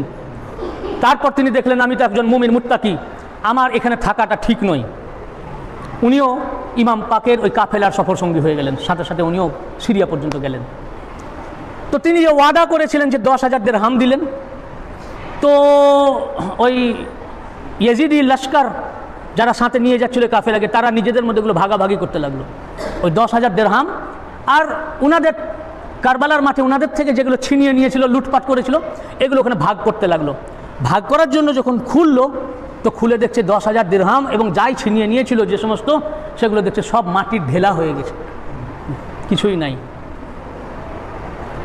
তারপর এজিদের দরবারে দামেস্কের দিকে নিয়ে যেতে লাগলো। দামেস্কে খবর হয়ে গেল তাদের কাফেলাকে ইয়াজিদ বাহিনী নিয়ে আসছে। এই খুশিতে ইয়াজিদ এলান করে দিল, পুরা দামেস্ক শহরকে সাজাও, আজ আমাদের আনন্দের দিন, ওদের আজকে খুশির দিন। এই জন্য আজ মুহররম পাকে আমরা যখন কাঁদি, এক শ্রেণীর আলেম আছে ওরা আজকে ঈদ মানায়, খুশি করে। শুধু খুশি নয়, এই 10 দিনের মধ্যে তারা বিয়ে শাদী দেয়। আমি সেদিনই একটা দেখলাম একটা ফেসবুক বা হোয়াটসঅ্যাপে, যে একজন নাম করে একজন আলেম যে হুজুরের শান পাকে নাচ পাক খুব পাঠ করে ফেসবুকে ইউটিউবে, সেই ব্যক্তি 10ই মুহররমের ভিতরে তার ছেলের বিয়ে দিচ্ছে, বুঝেছেন না? তো এরা ইয়াজিদি বলবো না তো কি? ইয়াজিদ দামেস্ক সাজাতে বলেছিল, পুরা শহরকে সাজাও, আজ ঈদ উদযাপন করো, আনন্দ করো। ঠিক ওই ইয়াজিদের মতো তারা নিজেদেরকে আহলে সুন্নাত ওয়াল জামাত দাবি করে, আসলে আহলে সুন্নাত নয়, দাবি করে আহলে সুন্নাত ওয়াল জামাত, আর মুহররম পাকের মাসে নিজের ছেলেদের বিয়ে দেয়। কি করে এরা খুশি করে, আনন্দ করে, আনন্দ উৎসব করে বিয়ে দেয়? বিয়ে আনন্দ না দুঃখ? আনন্দ। কি করে যেন হুজুর কেঁদেছেন, আজকের দিনে যেহেতু হুজুর ব্যথিত, তার ব্যথাকে সেলিব্রেট না করে আনন্দ করে এরা সব এদের শরীরে ইয়াজিদি রক্ত রয়েছে। সে নিজেকে আহলে সুন্নাত বলুক আর যাই বলুক, আহলে সুন্নাত বলুক আর যাই বলুক, আসল আহলে সুন্নাত আমরাই। আসল আহলে সুন্নাত ইমাম পাককে মাননেওয়ালা, যারা ইমাম পাকের মুহাব্বতকারী আহলে সুন্নাত। ভাই, ইমাম পাকের শোকে কান্না করলে যদি ও শিয়া হয়, সর্বপ্রথম শিয়া ফতোয়া রাসূলুল্লাহর উপরে দাও। উনি শিয়া, উনি কেঁদেছেন, আল্লাহর রাসূল উনি কেঁদেছেন, তো উনি শিয়া হয়ে গেলেন না? উনার উপরে ক্রন্দন করা এটা সুন্নিয়াত। আসল সুন্নি সে যে জিক্রে শাহাদাতের উপরে কাঁদে, মাতম করে। আর শিয়া যেটা আমরা দেখি, এটা একটি দল, একটি গ্রুপ। আসল যে শিয়ার যে অর্থ লফজি মানে অনুসরণকারী, শিয়ানে আলী মানে আলীর অনুসরণকারী, আলীর দল, আলীর ভক্ত। আম মানুষ, সাধারণ মানুষ, আমরা কেউ আলীকে অনুসরণ করার ক্ষমতাই রাখি না, যোগ্যতাই রাখি না। আমরা কোনোদিনই শিয়ানে আলী হতে পারি না। যদি প্রকৃত মৌলা আলীর অনুসরণকারী আছেন পৃথিবীতে, একমাত্র আল্লাহর ওলিরাই আছেন। মৌলা আলীর অনুসারী খাজা মাইনুদ্দিন চিশতি আছেন, ফরিদউদ্দিন গঞ্জে সাকার আছেন, নিজামউদ্দিন আউলিয়া আছেন, হ্যাঁ, হযরত জুনায়েদ বাগদাদি আছেন। ইনারা সব হচ্ছেন মৌলা আলীর অনুসরণকারী। মৌলা আলী আলাইহিস সালামকে যদি কেউ অনুসরণ, একমাত্র আউলিয়া কেরাম আছেন। তো লফজি মানে হিসাবে প্রকৃত যদি আল্লাহর শিয়া হতে হয়, তো আল্লাহর ওলিরাই হচ্ছেন ওনার শিয়া। আর আমরা যে শিয়া দেখি, এটা হচ্ছে একটি জামাত, যেমন বেরেলি একটি জামাত, দেওবন্দ একটা জামাত, বেরেলি একটি জামাত, দেওবন্দ একটা জামাত, সুন্নি একটা জামাত, ওয়াহাবি একটা জামাত, লামাজাবি একটি জামাত, সালাফি একটি জামাত, শিয়া তেমনি একটি জামাত। এটি একটি জামাত অর্থে। আর আসল যদি শিয়া হয়, তো আউলিয়া কেরামরা শিয়া আছে, উনার শিয়া, তারাই উনার শিয়া, তারাই সুন্নি। আর সেই ওলি আল্লাহর প্রধান অনুসরণকারী। আমরা তো মৌলা পাককে অনুসরণ করার যোগ্যতা রাখি না। উনারা এত পাক, এই পাক পাঞ্জাতন এত পাক, ওই পবিত্রদের কাছে আমরা আসতে পারি না, যোগ্যতা রাখি না। ওনাদের কাছে যাবেন আউলিয়ায়ে কেরাম, ওনাদের অনুসরণ করবেন আউলিয়ায়ে কেরাম, আর আমরা তখন অনুসরণ করবো আউলিয়ায়ে কেরামদের পদাঙ্ক। তখন আমরা মৌলা আলীর নকশে কদমে চলতে পারবো। বুঝতে পেরেছেন? তো আমরা সুন্নি, তখন আমরা সুন্নি। ওনারা মৌলা আলীর শিয়া, অর্থাৎ মৌলা আলীর অনুসারী, মৌলা আলীর ভক্ত। যেমন রাসূল পাক ছিলেন মৌলা আলীর ভক্ত এবং আল্লাহ পাক ছিলেন ভক্ত। বুখারী শরীফে হাদিসে পাক আছেন, ইউহিব্বুল্লাহ ওয়া রাসূলুহু ওয়া ইউহিব্বুহুল্লাহু ওয়া রাসূলুহু। যিনি, আগামীকাল এমন এক ব্যক্তির হাতে আমি ঝান্ডা দিব যিনি আল্লাহ ও আল্লাহ রসুলকে মুহাব্বত করেন এবং আল্লাহ ও আল্লাহ রসুল তাকে মুহাব্বত করেন। আর মৌলা আলীর হাতে ঝান্ডা দিলেন, অর্থাৎ মৌলা আলীকে আল্লাহ ও আল্লাহ রসুল মুহাব্বত করেন। তো আলীর মুহাব্বতের নাম যদি শিয়া হয়, সবচেয়ে বড় শিয়া হলেন আল্লাহ, আর তারপরে মাখলুকের মধ্যে শিয়া হচ্ছেন রাসূল পাক। কেন? ওনারা মুহাব্বত করেন আল্লাহ এবং আল্লাহ রসুল। মৌলা আলী আলাইহিস সালামকে যে মুহাব্বত করেন, মাখলুকে কেউ ওই রকম মুহাব্বত আলীকে করতে পারবে না। পৃথিবীতে এমন কোন মাখলুক নাই যে মাখলুক ওই রকম আলীকে মুহাব্বত করতে পারবেন যেই রকম মুহাব্বত আল্লাহ আল্লাহ রসুল করেছেন, শুধু নয়, করেন এখনো। তো মুহাব্বতের নাম যদি শিয়া হয়, তো সবচেয়ে বড় শিয়ার নাম হলো আল্লাহ, আর কায়নাতের মধ্যে, মাখলুকের মধ্যে সবচেয়ে বড় শিয়া রাসূল পাক। মুহাব্বত করলে এটা হয় না। তো কি বলছিলাম, এই সঙ্গী সাথীদেরকে নিয়ে, হ্যাঁ, এজিদ বলে ঈদ মানাও, শহরকে সাজাও, দামেস্ককে সাজানো হচ্ছে, লাইটিং করা হচ্ছে। শহরবাসী কি ব্যাপার, এত রাজা বাহাদুরের এত আনন্দ কিসের? খবর নিল তো বললো যে বাগিকে হত্যা করেছে, তাদের সার কেটে বর্ষায় গেথে এবং তার পরিবারকে কয়েদি বানিয়ে আনা হচ্ছে। তাদের কাছে খবর নাই কয়েদি কারা। তারপর যখন সিরিয়ার বাজারে ঢুকলো, সবাই ছাদের উপরে উঠলো দেখার জন্য। তারপর ইয়াজিদের দরবারে নিয়ে যাওয়া হলো। ইয়াজিদ তখতে বসে রয়েছে, আর তার সামনে ইমাম হুসেন আলাইহিস সালামের সার মোবারক একটি তস্তে করে রাখা হলো, আর কয়েদিদেরকে সব সামনে দাঁড় করিয়ে রাখা হলো, যেভাবে রাখে। তখন ইবনে জিয়াদের মতো ইয়াজিদও ছড়ি নিয়ে দান মোবারকে আঘাত করলো। ভাই, মিল হলো একই রকম, সিমিলারিটি। কেন? ইবনে জিয়াদ যেটা করেছে ইয়াজিদ সেটা করলো। তার মানে কি? তার মানে এটা তাদের শেখানো ছিল আগে থেকে, তবেই তো কাজটা একই রকমের হলো। কোথায় কুফার, কোথায় সিরিয়া, একই কাজ করছে। তার মানে এটা শেখানো ছিল, হয়তো বা মুআবিয়ারই শেখানো। যেমনভাবে মুআবিয়া শিখিয়েছিল, হিস্ট্রিতে এসছে যে ওনাকে কতল করো, 4 জনের থেকে বায়াত নিবে এবং বায়াত নিতে অস্বীকার করলে তাকে হত্যা করবে, এটা মুআবিয়া শিখিয়েছিল। এগুলো সব আমি রেফারেন্স দিয়ে দিব ইনশাল্লাহ। এই মহরম পাকের 40 পাকের মধ্যে একটা ওয়াজ হবে, আমি সব রেফারেন্স দিয়ে বলবো। আজকে আমি রেফারেন্স দিয়ে বললে অনেক সময় হয়ে যাবে, যার কারণে আমি শুধু কারবালার পরের আমি ঘটনাটা টাচ করে আমি যাচ্ছি। এবং আঘাত করছিল আর বলছিল, আজ যদি আমাদের পূর্বপুরুষ বাপ দাদা বেঁচে থাকতো, আবা ওয়াজদাদ, তাহলে খুশি হতো এই দৃশ্য দেখে যে আমি ইমাম হুসাইন আলাইহিস সালামকে হত্যা করে বদরের বদলা নিয়েছি। এর দ্বারা ইয়াজিদ তাদের পুরো ফ্যামিলির মুখোশটাকে খুলে দিল। বদরের বদলা বললো, তার মানে কি? বদরে কি ইমাম হুসাইন যুদ্ধ করেছিলেন? ইমাম হুসাইন আলাইহিস সালাম তো তখন দুনিয়ার বুকে তাশরিফই আনেননি। তাশরিফ কি আনবেন? তখন তো মৌলা আলী আলাইহিস সালাম আর খাতুনে জান্নাত পাকের শাদী মুবারকই হয়নি তখন। বদর হচ্ছে ইসলামের প্রথম যুদ্ধ, হিজরত করার সাথে সাথে। সেই যুদ্ধে মৌলা কায়নাত পাক আর খাতুনে জান্নাত পাকের তখন শাদী মুবারক হয়নি। সেই যুদ্ধ হয়েছিল রসুল পাকের সাথে। কে করেছিল? তার বাবা আবু সুফিয়ান, ইয়াজিদের দাদা। ইয়াজিদের বাপের নাম মুআবিয়া, তার বাবা আবু সুফিয়ান। সেই যুদ্ধে ইসলামকে খতম করতে চেয়েছিল আর রসুল পাককে হত্যা করতে চেয়েছিল। কেননা মুআবিয়ার মা হিন্দা ওহদ যুদ্ধে যখন হামজা রাদিয়াল্লাহু আনহুকে হত্যা করলো এবং তার আঙুল, নাক, কান এসব কেটে যখন মালা করে উল্লাস করেছিল, তখন সে বলেছিল, আমি চেয়েছিলাম মুহাম্মদকে আর আলীকে হত্যা করতে, কিন্তু তাকে আমরা নাগালে, তাদের দুজনকে নাগালে পাইনি, তবে তাদের চাচাকে হত্যা করে আমি এর প্রতিশোধ নিয়েছি।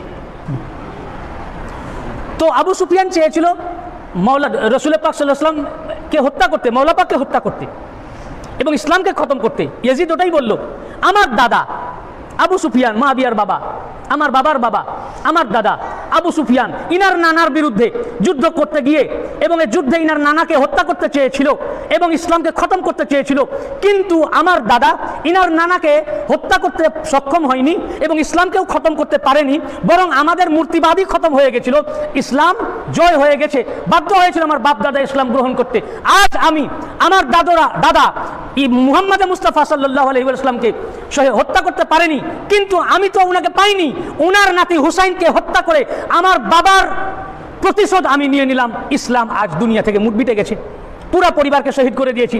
মুহাম্মদকে তো আমি নাগালে আর পেলাম না সাল্লাল্লাহু আলাইহি ওয়াসাল্লাম, তবে তার আওলাদদেরকে শহীদ করে দিয়ে আমি আর বাপ দাদার কাজ কমপ্লিট করলাম, পূর্ণ করলাম এবং আমি প্রতিশোধ নিলাম। তাদের প্রতিশোধ নিলাম তার মানে কি?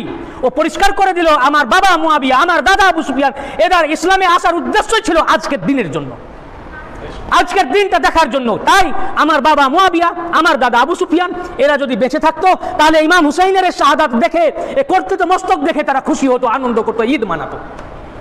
এ কথা ইয়াজিদ বলল।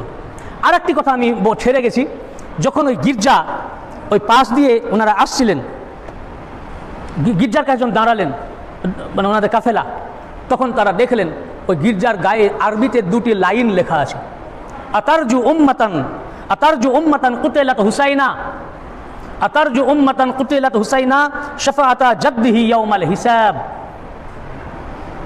এর অর্থ হচ্ছে আতারজু উম্মাতান কাতালাত হুসাইনা শাফাআতা জাদ্দিহি ইয়াউমাল হিসাব। ইমাম হুসাইন আলাইহিস সালামকে কতল করার পর, শহীদ করে দেওয়ার পর যারা শহীদ করেছে তারা কি একথা আশা রাখে যে তার নানা কিয়ামতের দিনে তাদেরকে শাফাত করবেন? অর্থাৎ ইমাম হুসাইন আলাইহিস সালামকে শহীদ করে দেওয়ার পর এই ঘাতকেরা কি ওনার নানার কাছে শাফাতের আশা রাখে? কখনোই এই আশা তারা রাখতে পারে না।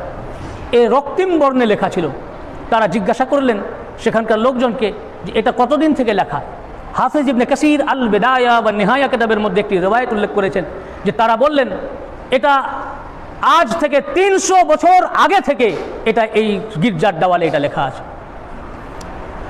আর এক রিওয়ায়াতে আছে যে আসমানে তারা এই লেখাটা দেখেছিলেন, এটাও আছে, সেখানেও দেখেছে। হতে পারে সেটা দুইটি রিওয়ায়াত দুই জায়গায় হয়েছে এই ঘটনা। এরপর যখন দন্দন মুবারকে আঘাত করে এসব কথা বলছিল, সেখানে রোমের এক মুখপাত্র উপস্থিত ছিল, তিনি খ্রিস্টান। তিনি জিজ্ঞাসা করলেন যে এনাকে শহীদ করার পর এ কথা কেন বলছে, কিসের প্রতিশোধ? এই যে প্রতিশোধের কথা বলছে ইয়াজিদ, জিজ্ঞাসা করলো যে প্রতিশোধটা কিসের, কে ইনি? তখন বললো ইনি হচ্ছেন হুসাইন। তাহলে হুসাইনটা কে? তো বললো যে আমাদের নবী মুহাম্মদ মুস্তাফা সাল্লাল্লাহু আলাইহি ওয়াসাল্লামের নওয়াসা। তখন তিনি চিৎকার করে কেঁদে উঠলেন এবং বললেন, ধিক তোমাদের ইসলামের উপরে। আমাদের গির্জায় আমাদের পয়গম্বর ঈসা আলাইহিস সালাম যে বাহনের উপরে চাপতেন, সেই বাহনের পায়ের খুরের নাল সংরক্ষিত আছে। ওই নালকে কেন্দ্র করে প্রত্যেক বছর একটি উৎসব অনুষ্ঠিত হয়। সেই উৎসবে হাজার হাজার ঈসাই ওই নাল মুবারক জিয়ারত করতে আসে, তার তাজিম করে, শ্রদ্ধা করে, ভক্তি করে। আমরা আমাদের পয়গম্বরের বাহনের পায়ের খুরের নালের এইরকম সম্মান করি, ইজ্জত করি, তাজিম করি, ভক্তি করি, জিয়ারত পাক করি। আর তোমরা তোমাদের পয়গম্বরের এক জেনারেশন পরেই তার নাতিকেই কতল করে দিলে। একই রকম তোমরা নবীর উম্মত, একই রকমের মুসলমান, একই রকমের ধর্ম, যে এই ধর্মের লোকেরা তাদের নবীর আওলাদকেই হত্যা করে দেয়। সেখানে একজন ইহুদিও ছিলেন। তিনিও যখন শুনলেন ইমাম হুসাইন আলাইহিস সালামের কথা, তখন তিনি বললেন, আমি দাউদ আলাইহিস সালাম পয়গম্বর, হযরত দাউদ আলাইহিস সালামের 70তম জেনারেশন, 70তম ডিসেন্ডেন্ট। আমি যেহেতু একজন পয়গম্বরের বংশধর, কিন্তু এতটা ডিস্টেন্স, এতটা গ্যাপ, আমার বড় হুজুর পাকও রসুল পাকের 35তম বংশধর, অতটা গ্যাপ নয়, মাত্র 35তম বংশধর বড় হুজুর পাক, ছোট হুজুর পাক, এবং শাহজাদা হুজুর পাক হচ্ছেন 36তম বংশধর। আর উনি বলছেন যে আমি দাউদ আলাইহিস সালামের 70তম বংশধর। যেহেতু আমি পয়গম্বরের বংশধর, এতটা জেনারেশন পর হলেও, 70 জেনারেশন পর হলেও আমাকে দাউদ আলাইহিস সালামের বংশধর হিসাবে আমার কওমের লোকেরা আমাকে ইজ্জত করে, আমাকে সম্মান করে, আমাকে ভক্তি করে, আমাকে তাজিম করে। আর তোমরা নবীর ছেলেকেই শহীদ করে দিলে।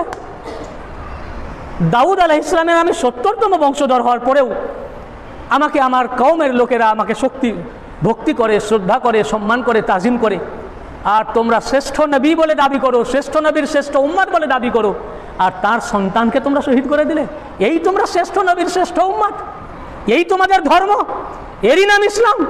এই বলে তিনি কাঁদতে কাঁদতে ইয়াজিদের দরবার থেকে বেরিয়ে গেলেন। সিরিয়ার মসজিদে ইমাম জাইনুল আবেদিন আলাইহিস সালাম ছিলেন। এমন সময় আজানের সময় হলো। তারা প্রচার করলো, তারা বুঝাতে চাইল যে নবী পরিবারকে খতম করে দিয়ে দিনকে মিটিয়ে দিয়েছি। কি দিনকে মিটিয়ে দিয়েছি, ইসলাম খতম করে দিয়েছি, ইসলাম শেষ আর নাই। যার কারণে মদিনা শরীফ হামলা করলো। আমি আসছি মদিনা শরীফ হামলার ঘটনা। মক্কা শরীফের উপরও হামলা করেছিল, কাবা শরীফের গিলাফ পাক জ্বালিয়ে দিয়েছিল, কাবা শরীফের গিলাফ পাক জ্বালিয়ে দিয়েছিল। ভাবলো আর ইসলাম নাই, খতম। মসজিদের মধ্যে আছেন, এমন সময় ইমাম মুয়াজ্জিন আজান দিল।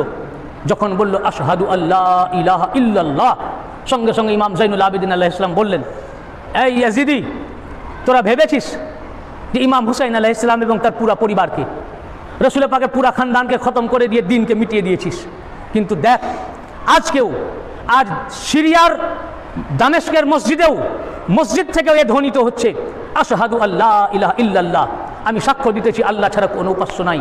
আল্লাহর একত্ববাদ, আল্লাহর ওয়াহদানিয়াত, আল্লাহর তাওহীদবাদ আজও মসজিদের মিনার থেকে ধ্বনিত হচ্ছে। অর্থাৎ আমাদের পুরা খানদান পাককে শহীদ করে তুই যে ভাবছিস তোর বিজয় হয়েছে, তোদের উদ্দেশ্য কি ছিল? এইটাই তো। আমার আব্বা তো একটা পয়েন্টেই তোদের হাতে হাত দেন নাই। তোরা বলেছিলিস, ইয়াজিদ বলেছিল আমার হাতে হাত দেন, না হলে মাথা দেন। আর ইসলাম ছুটে আসলো, বলে ইমাম পাক আমাকে বাঁচান। অর্থাৎ তখন ইসলাম ইমাম পাকের হাতে ছিল, ওনার হাতে ঝুল ছিল। পঞ্চম ইমামের উনি শেষ ইমাম ছিলেন, ওনার হাতে ধর্মটা ঝুল ছিল, হ্যাঁ, লটকে ছিল ওনার হাতে। তো বলে আমার হাতে হাত দেন, না হয় মাথা দেন। আমার হাতে হাত দেন মানে কি? আপনার হাতে ইসলাম আছে, কি আছে? তো আমার হাতে হাত দেন মানে ইসলামকে দিয়ে দেন। তো আমার আব্বার একটাই পয়েন্ট ছিল, আমি মাথা দিব কিন্তু হাত দিব না, মাথা দিব কিন্তু, আমি আমার পরিবার দিব কিন্তু হাত দিব না, সন্তান দিব হাত দিব না। আমার ভাতিজা কাসেমকে হাদিয়া করে দিব, হাত দিব না। আলী আকবরকে দিয়ে দিব, হাত দিব না। এমনকি আমার দুগ্ধপোষ্য শিশু আলী আসগারকেও হাদিয়া করে দিব, কুরবান করে দিব, হাত দিব না। পুরো শরীরকে ক্ষত বিক্ষত করবো, হাত দিব না। 3 দিন ক্ষুধার্ত থাকবো, তবু হাত দেব না। 3 দিন পিপাসার্থ থাকবো, 6 মাসের শিশু সেও পিপাসার্থ থাকুক, কিন্তু হাত দিব না। কেন? হাতে ইসলাম, হাতে ইসলাম, হাত দেব না। গর্দান দিয়ে দিব, তবু হাত দিব না। ওই পয়েন্ট থেকে আমার আব্বাকে তোমরা সরাতে পারোনি। শেষ পর্যন্ত গর্দানই দিলেন, শেষ পর্যন্ত পিপাসার্থই থাকলেন, শেষ পর্যন্ত ভুকাই থাকলেন, শেষ পর্যন্ত আলী আকবরকেও দিলেন, শেষ পর্যন্ত কাসেমকেও দিলেন, শেষ পর্যন্ত আব্বাস আলমদারকেও দিলেন, শেষ পর্যন্ত 6 মাসের শিশুটিকেও হাদিয়া করে দিলেন, শেষ পর্যন্ত নিজের গর্দানও দিয়ে দিলেন, মাথাও দিয়ে দিলেন, কিন্তু হাত দেন নাই, ইসলাম দেন নাই। এই পয়েন্টেই উনি স্ট্যান্ড ছিলেন কি, ইসলাম তোদের হাতে দিব না। তোদের উদ্দেশ্য ছিল হাত দাও, কারণ ইসলাম আমাদের হাতে দাও, কারণ আমাদের হাতে ইসলাম আসলে ইসলাম পামাল হবে, ধ্বংস হবে, ইসলামকে আমরা শেষ করে দেব, দুনিয়ার বুক থেকে ইসলাম খতম হয়ে যাবে। কিন্তু দেখ, তাই তোরা ভাবছিস ইমাম পাকদেরকে শহীদ করে আমরা আমাদের বিজয় হয়ে গেছে। না, যুদ্ধটি কিসের ছিল? হাত দেওয়ার না দেওয়ার, ইসলাম দেওয়ার না দেওয়ার। বললেন সব কিছু লুটিয়ে দিব, হাত দিব না। কেন? এই হাতে ইসলাম। কেন? এই হাতে ইসলাম আছে। তাই আমার আব্বা পুরো পরিবার সহ তোদের হাতে গর্দান দিয়ে দিলেন, কিন্তু হাত দেননি। তাই আজ শাহাদাত পাকের পরেও আজ মসজিদের মিনার থেকে আল্লাহর তাওহীদ বাণী উচ্চারিত হচ্ছে। ভেবে দেখ, বিজয় তোদের হয়েছে না আমাদের? বিজয় কাদের হয়েছে? আমরাই আমাদের পয়েন্টে স্ট্যান্ড ছিলাম, সব দিয়ে দিয়েছি, ইসলাম দিইনি, তাওহীদকে দিইনি, একত্ববাদকে তোদের হাতে দিইনি। কাজে তোদের শাসনকাল চলাকালেও আজ তোদেরই মসজিদ থেকে আজও আল্লাহর তাওহীদ বাণী উচ্চারিত হচ্ছে। এ কালেমাকে তোরা মিটাতে পারিস নাই, তাওহীদকে এখনো মিটাতে পারিস নাই। আমার বাবা নিজের জীবন দিয়ে লা ইলাহার ভিতকে আরো মজবুত করে দিয়েছেন। তাই লা ইলাহার ভিতকে আরো মজবুত করে দিয়েছেন। তাই খাজা বাবার কলম থেকে বেরিয়ে আসলো শাহ আস্ত হুসাইন, বাদশাহ আস্ত হুসাইন, দিন আস্ত হুসাইন, দিন পানা আস্ত হুসাইন, সরদাদ নাদাদ দস্ত দর দস্ত ইয়াজিদ, হক্কা কে বিনা ইলা ইলাহা আস্ত হুসাইন। ইয়াজিদের জয় হয়নি, যেটার লড়াই ছিল সেই লড়াইয়ে ইয়াজিদ পরাস্ত হয়ে গেছে। ইমাম পাক মাথা দিয়ে দিয়েছেন, পুরো পরিবারকে লুট করিয়ে দিয়েছেন, কিন্তু ও ইসলাম চেয়েছিল, ইমাম পাক হাত দেন নাই, ইসলাম দেন নাই। তাই ইমাম পাকের বিজয় হয়েছেন প্রকৃত সম্রাট ইমাম হুসাইনি।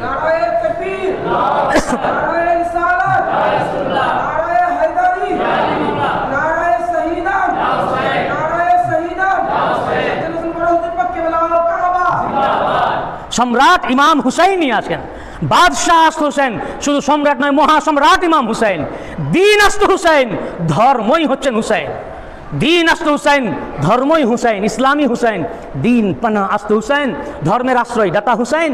ওই ধর্ম যখন পানাহ নেওয়ার জন্য ওনার কাছে ছুটে আসলো, সরদাদ নাদাদ দস্ত, সরদাদ নাদাদ দস্ত, দার দস্তে ইয়াজিদ, মাথা দিয়ে দিলেন কিন্তু হাতে ইয়াজিদের হাত দিলেন না।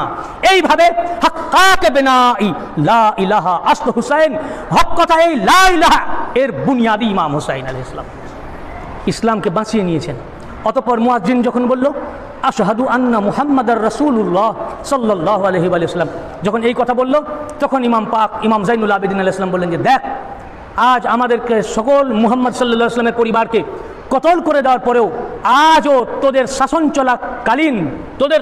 চলাকালীন তোদের মসজিদ থেকে আজও যার নাম পাক উচ্চারিত হচ্ছেন সেই মুহাম্মদে মুস্তাফা তোর নানা নয়, আমারই নানার নাম, আমারই নানার নাম।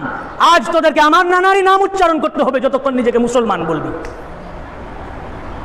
আমাদেরই বিজয় হয়েছে, আমাদেরই নাম মসজিদের মিনারে মিনারে সারা দুনিয়ায় আমাদেরই নানার নাম উচ্চারণ হচ্ছে, আমাদেরই নাম উচ্চারিত হচ্ছে। বিজয় আমাদের, বিজয় আহলে বাইতে রাসূলের, বিজয় ইমাম হুসাইন আলাইহিস সালামের, বিজয় পুরা খানদানে নবুয়াতের।